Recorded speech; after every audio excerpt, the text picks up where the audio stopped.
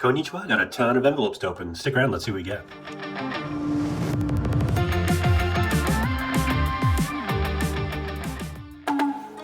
Hey everybody, thanks for tuning in again. Got a bunch of envelopes. This one actually is a box, and I know what this is. So this is like a yukata fabric. Let's see, so it's interesting here. Actual piece of fabric, but in the 60s they did this. And what's interesting is they actually attached cards to this fabric. So this is a big piece of yukata fabric. You can see that here. It's supposed to go like this. But then you can see this yukata and this bromide that's attached to that. And I'm not sure who this is. It looks like a Kabuki actor. You can see that's Kabuki there.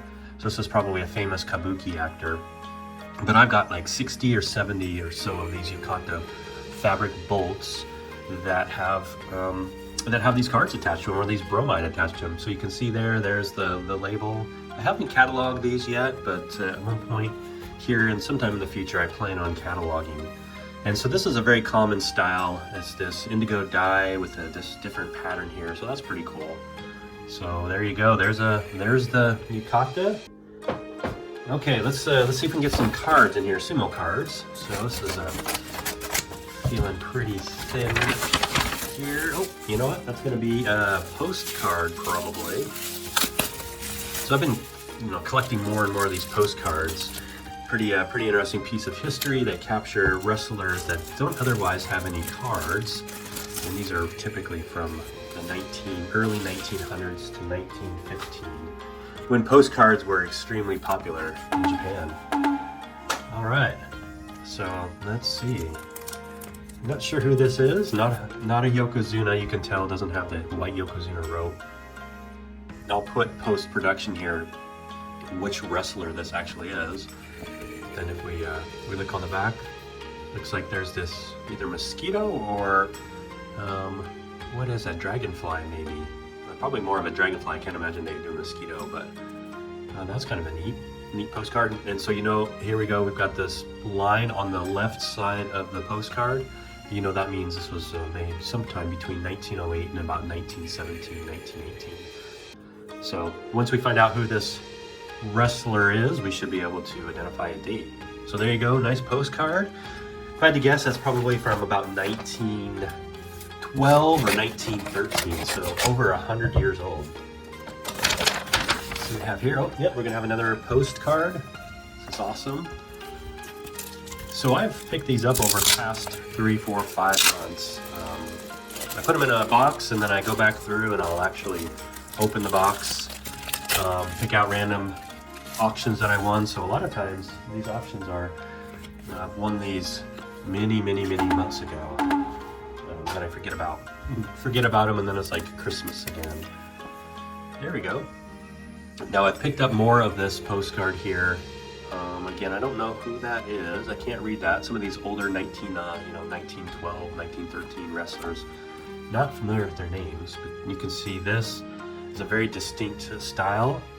You can see writing in the stamp box there, carte postale, and then you can see the line there.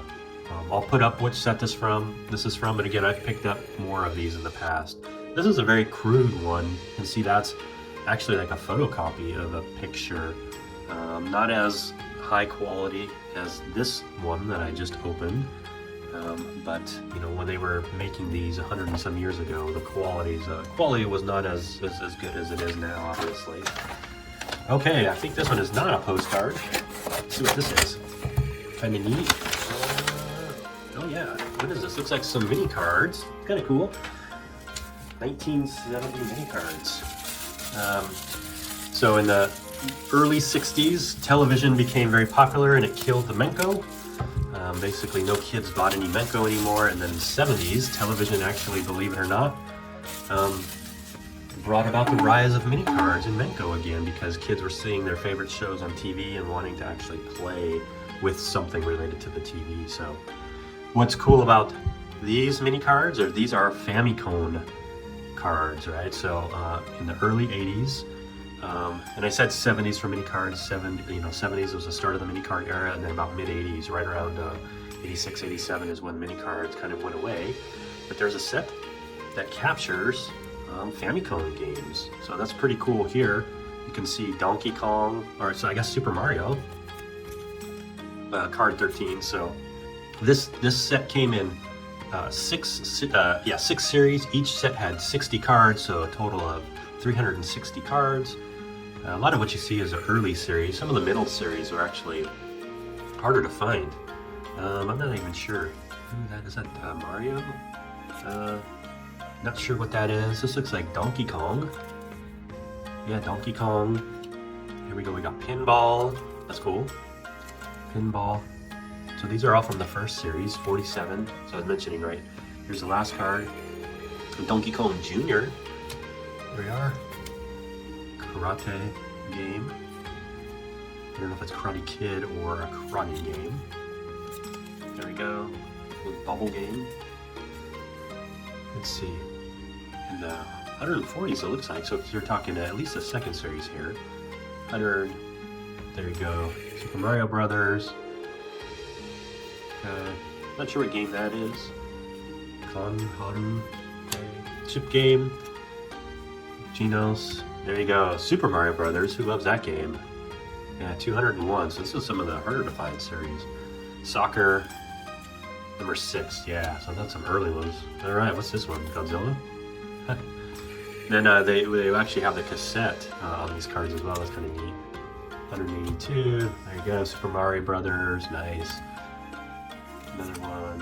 And then this was probably an early one. Yeah, 36 tennis. So there you go. Variety of different cards and Japanese memorabilia. So thanks everybody for tuning in. Have a great one. Sayonara. Bye.